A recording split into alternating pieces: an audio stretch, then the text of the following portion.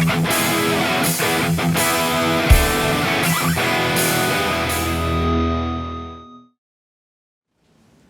gang, welcome back to another Viewers Project video. This is number 2 in the series. The first video I did was with Andrew and his 65 Mustang. That went over really well. I thought Andrew did a great job and I've gotten tons of positive feedback on that. And I've already had a bunch of people contact me wanting to submit their cars or vehicles for these videos. So this week I'm going to feature Wally and his 1968 Mustang convertible. Now Wally bought this car in the States, but Wally is from the Great White North. That's right, he's from Canada. So this is also not only the second video in the series, but it's also the first video from outside the US. I think that's pretty cool. Now Wally has a lot of information to share. He's got some great tips and advice, and he's going to do a walk around of his car and give you an idea of what he's done and what he's had to do because of the condition that the car was in. So let's take a look at Wally's video.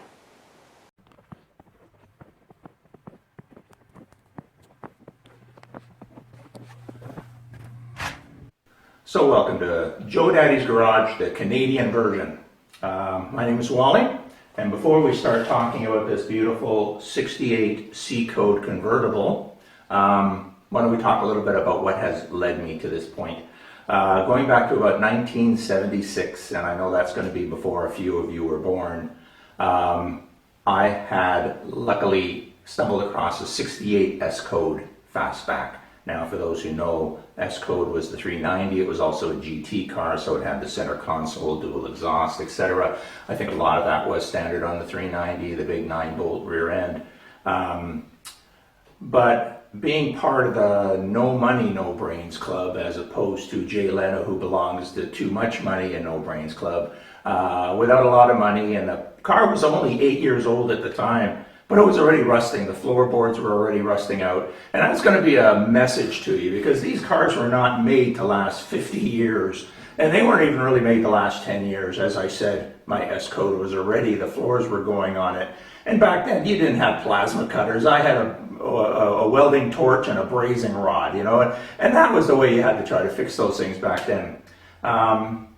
But before I did, like I said, I just wanted to talk a little bit about the history and why I felt compelled to resurrect one of these vehicles from the brink of death, and this one was certainly close to that. But before I start, let's talk about safety. Always make sure when you work on your car you wear hearing protection.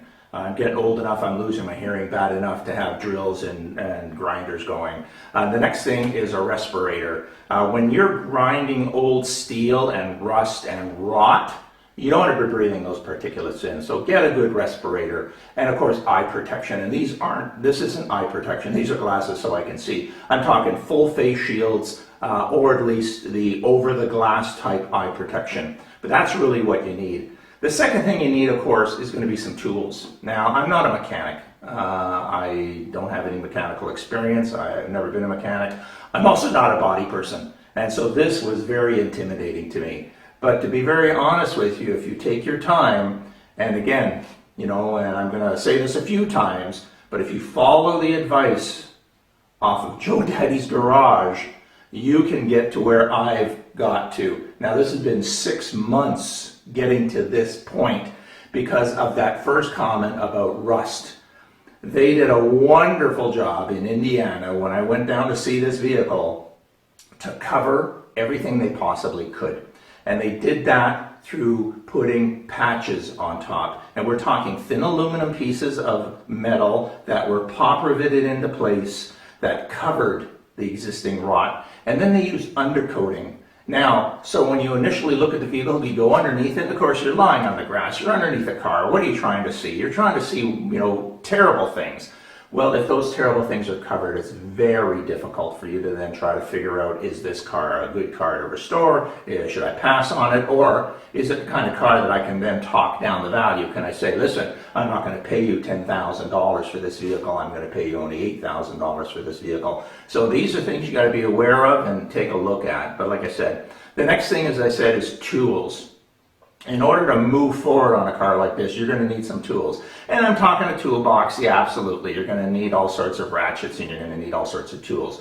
But some of the things you've got to have, and a pneumatic chisel. I went to Princess Auto. The Canadians out there will know Princess Auto. I went to Princess Auto. I was able to get a pneumatic chisel for, like $25. I picked up a compressor. I picked up a blasting cabinet, and you just watch their site, make sure the things go on sale, and pick that stuff up. And lots and lots and lots of locking vice grips. And if you think you have enough, you don't. But the key is you really need those as well as, when you start putting the panels on and trying to do some fitment and alignment. And as you can see, I put some of the panels on for today. These are not welded in. These panels have simply been pushed there so I can start to look at some of the gaps and to start to look at some of the fitment. And one of the challenges you're going to run into is these parts don't marry very well with original parts. So if we take a look at some of the original parts that I'm going to show you that I'm going to attach to the vehicle, these repopped panels hardly make it. And so it's a lot of massaging that you have to do. But let's start. Let's take a tour around the convertible and show you what I did. So let's get a little bit more close and personal here. When we take a look at the panel that I installed, this didn't work at all. You couldn't close the door there. The door hit at the bottom and there was a huge gap at the top. And if you, as I mentioned earlier, if you take a look at Joe Daddy's films, you'll see that what ended up happening is a lot of these panels just simply didn't fit the contours, didn't fit the lines. So two things I had to do. Number one is I had to make a cut down the panel. That cut down the panel allowed me then to push this ridge back to the original post. So that started matching with the post of the vehicle. This now gave me the opportunity to start getting this gap. Now this gap is just starting. I'm not anywhere near saying that this gap is right. You're looking for about a 3/8 inch gap. This is certainly not a 3/8 inch gap, but the idea is the panel is starting to actually fit. I'm getting alignment on the top and getting alignment on the bottom, and this was out. So just like Joe Daddy suggested, I had to make a relief cut on the top and the bottom and in the center, and that allows me to push this panel in and then screw it, and then that holds the panel in. And I've actually now got a surface that, although I'm going to need a little bit of filler in here because it has gotten a little round, I have a surface that now matches, and I have a door then that matches down the side of the car. So some of the keys that you're going to find with these panels is you can't blame yourself.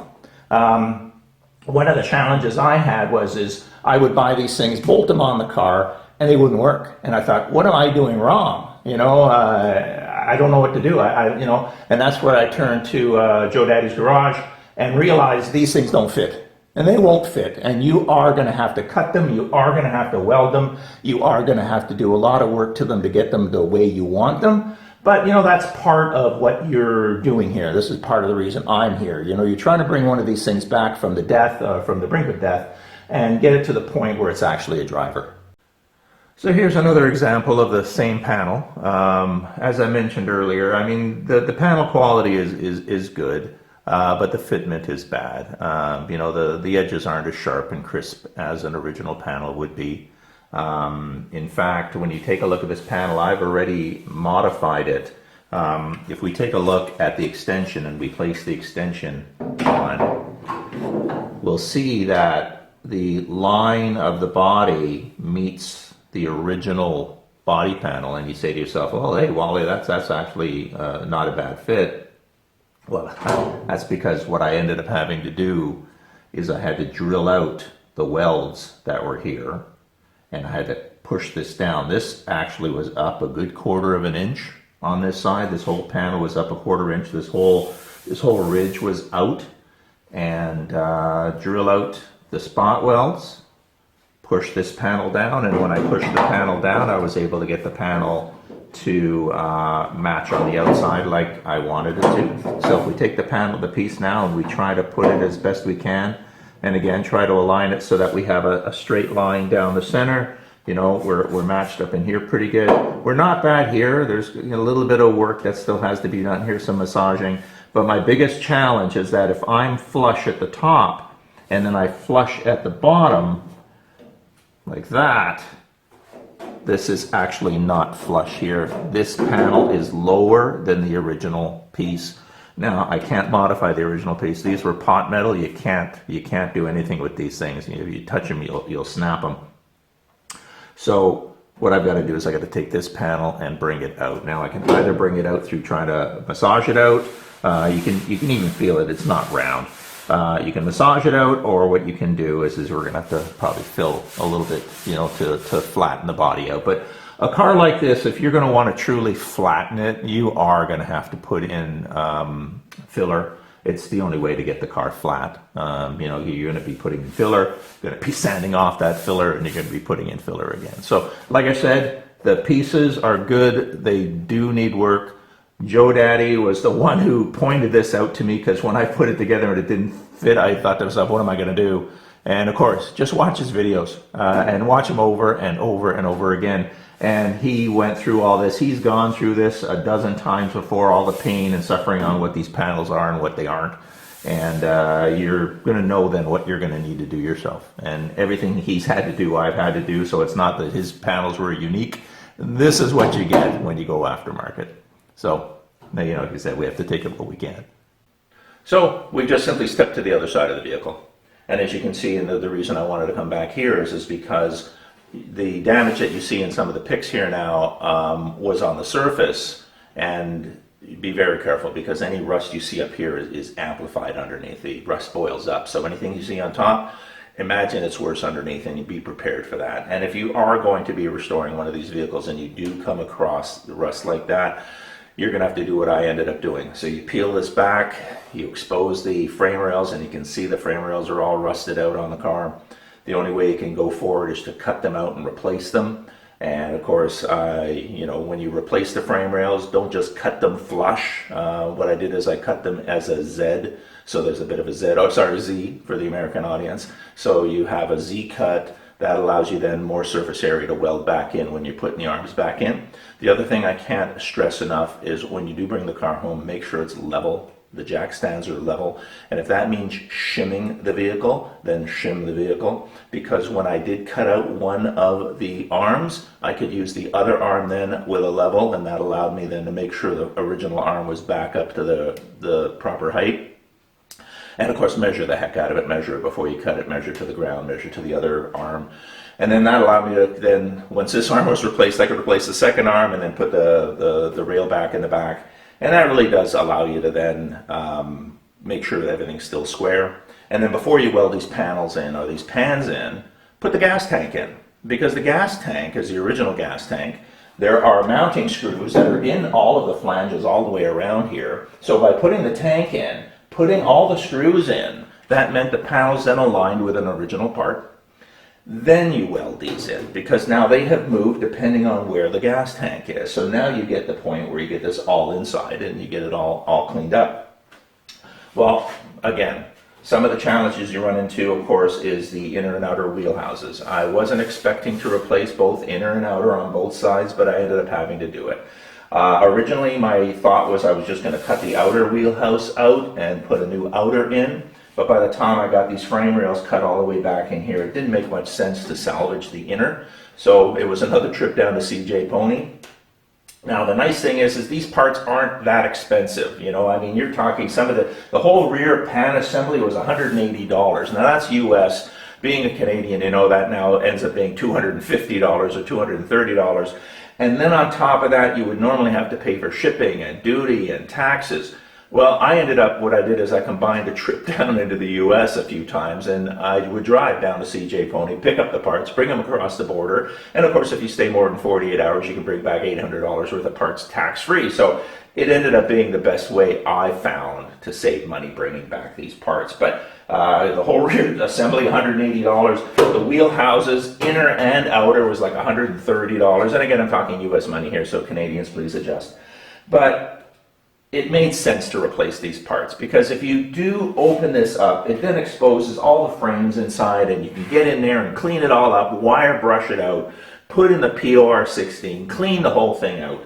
And it really makes it a lot better for the car itself for longevity. And as I said earlier, once pieces are open, you know, whatever your rust proofing that you like, if you want to use rust inverters, or if you like using the POR 15 or POR 16, or if you just like using rust paint, whatever you can do to get inside the frames, wire brush them, clean them out, and spray them inside as well, is just going to help with the longevity of the car. One of the things you have to watch out too as well, and again, this is being a convertible, I had to do the convertible crush here on the top fender.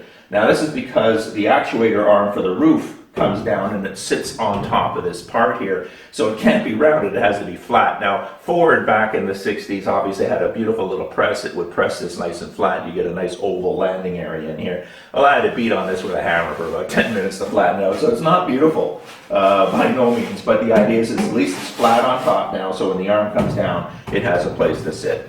But welding, you can see there's different kinds of welding you have to do. You're doing spot welding, you're doing heavy welding on the frames. Now my little 120 volt welder has been great. The only thing is when you don't have all of the adjustments you do with a more powerful welder, you have to switch the wires. You have to maybe switch between a 0.25 or a 0.3, something, you know, because as you weld something thicker, you need more voltage, but a thinner wire is not going to carry that voltage. So, you know, you got to adjust as well. But basically, as you can see, rear panels are all in, rear sets in, all welded in. So, you know, there was a lot of rust to take care of on this car, and you may get to the point where you're tired of cutting rust and welding rust. So keep yourself occupied. If you get to the point where it becomes a job and it's just, oh, I just got to get this done, you got to walk away, do something else. Hey, here, let me show you what else I've been doing on this car. So as I mentioned earlier, 289 C code convertible, great little car. Has a power roof. Now some of the cars didn't have power roofs, so this has a power roof, and I thought, you know what, this is great. You know, you're driving along, you want to put the top down, you want to put the top up, but the challenge has always been the same. You're driving, you pull over, you put the top down, which is great. I push a button and the top goes down, and then I got to get out of the car, run around, and crank down all four of the windows. So I thought to myself, why don't I do this? So great time to do this, because if you are planning on, you know, adding some value to the vehicle, adding power windows as I'm doing here, getting into the vehicle is a lot easier when the panels are gone. So my word of advice, think through what you want to do to the vehicle. Don't make any quick decisions as to what should happen and what shouldn't happen. If you're putting in power windows like this, what a great time to do it. Like I said, I have the full exposure here. The electric window system is a lot different than the original crank, so there's cutting to be done and everything, and it's a lot easier to do it when the panels are open. So just again, like I said, word of advice, think through what do you want to do to the car, what are the things you want to get done, and when the parts are open, you can then work on them. It's a lot easier. And then I can get this all rigged in, and then that way there it's ready to go when I do finally get the panel back on. Well, this is the final shot. This is straight down the vehicle. As you can see, the whole front end I've had to replace pretty well these 4 quarter panels. So the inner fender panels, 1, 2, 3, 4. They rust on the top here, and as you can see by the picture, they get rust coming up through again, up through. So if you see something on the surface, amplify it, multiply it, because it's worse underneath. So rusted on top, rusted in the boxes here, and a lot of that had to do with the battery side, so a lot of that had to do with acid. Obviously rotten in the front corners, as you can see, and I've had to cut and replace and put new patch panels in there. The biggest challenge I ran into is back in the rear quarter in here. What had happened is they had welded in a piece of metal. Again, very poor job. Every couple of inches they put a spot. When I took that panel off, when I cut that panel out, it ended up being just, they left the rust and just covered over it. You're going to run into it, and so be prepared. So what I ended up doing is cutting it out, respirator, eye protection, hearing protection, cut it out, and CJ Pony once again. So my 3rd trip now, because I had not expected this one. So get ready for a lot of trips. I was able to get a replacement piece, so you can buy anything on this car, right? So I bought a frame extension piece down here, cut out the old piece, trimmed the new piece so it fit flush, and then I welded the heck out of it. And like I said, my little 120, it does a good job. Just got to make sure you get the wire right and make sure you get the voltage right.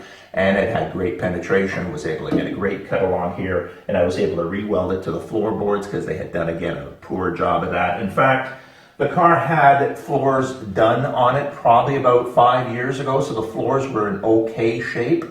The only challenge was they did a poor job welding them in, so I cut those welds back out, and then I dropped the floor, because it's another thing they did.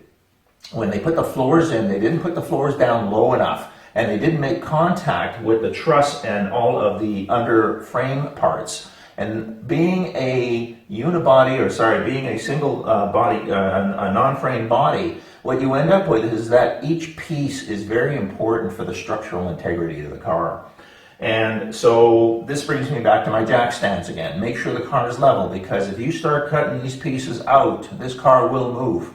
You will shift it, it will twist, because you can't just cut pieces out. So make sure you brace it if you have to. But in my case, it wasn't that extensive, so I didn't have to do that. But if you're going to put a whole new floor pan in, make sure the car is braced, because it will twist, because that is part of the structural integrity of the car. So replace inners and outers, and of course what I ended up doing is I had to cut out my VIN numbers, because the original panels had my VINs, the new panels don't, obviously, and you can either go ahead and try to punch them in, which you're never going to get looking right. So what I did is I just cut out the VINs, welded them in both sides, so now the VINs are back at least, and they're blended in, so now I've got my VIN numbers back. And if you take a look at the top here, I got some baggies full of parts, and this is just, I grabbed a couple, throw them up here, because as a reminder, when you do disassemble a car, go to the dollar store and buy as many Ziploc bags as you can of various sizes, because every single nut, every single bolt, every single piece you take off this car, you put it in a bag and you write on the bag, power top from battery through firewall. That idea, so it not only is a reminder of what the part is, but where it went on the vehicle originally, because after 6 months, or in my case, probably another 6 months by the time I start assembling the electrical on this car, I'm not going to remember where that part came from. So make notes, put it on the documentation as well. So I now have a car that's rust-free. I'm at the assembly stage. I'm going to start putting the car together. So what am I putting together? Well, 289 C code convertible. I want to pay tribute to not only my original fastback, but I want to put on some of the aftermarket stuff that you were able to order from Ford. So I'm going to turn this car into a GT. So I've got the headlights, I've got all the GT badging, I've got the GT gas tank, gas filler. I'm going to, obviously I've got my center console. I was able to find one here in Canada on Kijiji, so I was able to get a center console, the original 68 consoles. As you know, 67s, they can remake those. The 68s, they were foam. They were vinyl covered foam, vinyl covered foam, and they were rare as hen's teeth. So I got a center console. Now, console I bought was first standard. Why is that? Because also on Kijiji, I found a world-class T5. I'm going to convert this car to a standard transmission. So again, I found a used T5, a world-class T5 actually, which is great. So I'm going to put a 5-speed in, because you want to do something, because even if I left this as an automatic, I would have upgraded the transmission, because the 2-speed or 3-speed transmissions back in the 60s, the poor cars doing 3,000 or 4,000 RPM at highway speeds. So you need to knock that down. Other things I'm doing, as you know, is power windows. I'm also putting in air conditioning. Yeah, it's a convertible. I'm putting in air conditioning. I live in Canada. Yeah, go figure. But the idea is, so there's a lot of things I'm going to be doing to the car. And here's what I want it to look like when I'm done. My original 68 was a Acapulco blue car. I have the slotted rims for this car. I've got the GT hubcaps for this car. So like I said, and upgrading the braking system. This car was a drum brake all 4 corners, even though it was a 5-lug. I'm moving to a obviously better 4 caliper pistons in the front. So we're gonna 4 piston calipers in the front, so we're going to be able to stop this car. But that's my journey so far. Like I said, make sure you document everything, make sure your car is level before you start this whole thing, and hopefully we can start bringing some of these cars back from the brink, and I hope that's what I'm doing as well. So until the next time, Hope to see you soon. Have a great day. Whew! Wally had to do a lot of work to that car. Man, finding all the rust and hidden stuff and patches and, undercoating and all those different things that, unfortunately, a lot of people will do. We used to call those slap cells at the body shop, where somebody would just slap the car together and get it out the door and let the next guy worry about it. Unfortunately, that's what Wally ran into. But he's well on his way to fixing it up, and he's already talked to me about submitting a future video to show the progress that he's made. So I'm looking forward to updates from Wally, and I want to thank him for sharing his video. So if you're interested in participating in this, like I said, I already have a couple more lined up and ready to go. They'll be coming in the next weeks. If you're interested, please contact me, joedaddysgarage@gmail.com, and we can go back and forth and talk about it and see, what we can do to get your video on the channel. And again, if you have a YouTube channel, I will help share that in this process. So that's going to be it for this segment and this particular video. And I want to thank you for watching. Thank you for subscribing. And that's a round of applause for Wally. He's doing a great job for somebody who's never really tackled something like this before. So 2 thumbs up for Wally, and maybe yours will be next. So until next time, take care of yourselves.